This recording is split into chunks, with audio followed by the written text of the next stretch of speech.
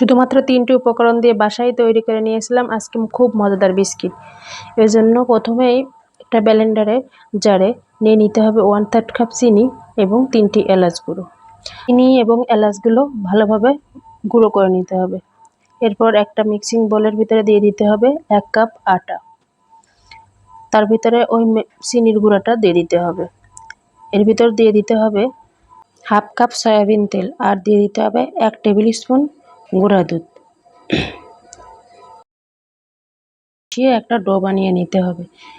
তারপর সবগুলো থেকে সমপরিমাণ নিয়ে বিস্কুটের শেপ দিয়ে, আর আমি আগে থেকে একটা প্লেটে তেল ব্রাশ করে রেখে দিয়েছিলাম, তার উপরে বিস্কুটগুলো দিয়ে দিতে হবে। বিস্কুটের উপরে আমি কিছু বাদাম দিয়ে দিয়েছি, আপনারা চাইলে কিশমিশও দিতে পারেন।